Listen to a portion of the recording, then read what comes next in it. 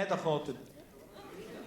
محمد حسام اصعب التحضير الجواز. خطيبتي اللي قاعده جنبي مجنونه. فين حماده خاطب؟ حماده حماده انا اهو امال مين اللي قال بقاء لله؟ ده حد من الجمهور تاني بيستظرف؟ حد بيدي خلاص في كده معلش حضرتك. هاني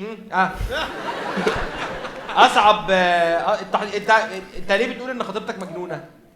جوزاء بقى. ايه اللي جوزاء؟ طب اديها المايك. ايوه لا ما تعمليش طيبه خلاص مش الدرجات اللي ايوه ادينا الشخصيه الثانيه معلش. ايوه هو انت مجنونه؟ شويه.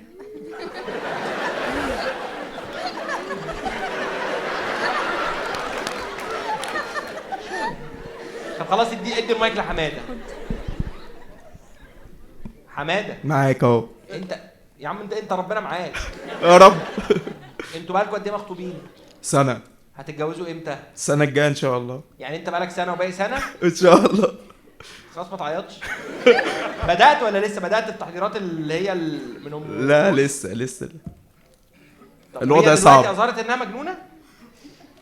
طب استنى هقول حاجه اخيره عشان احنا وقتنا بيخلص. دلوقتي يا جماعه عايز احل في كام حد هنا، معلش بالكشافات، في كام حد هنا عنده بوتاجاز؟ عشان عليا النعمه ما همشي بقى النهارده غير لما احل القصه المقرفه دي. بصوا المسرح كله عنده بوتاجاز صح كده؟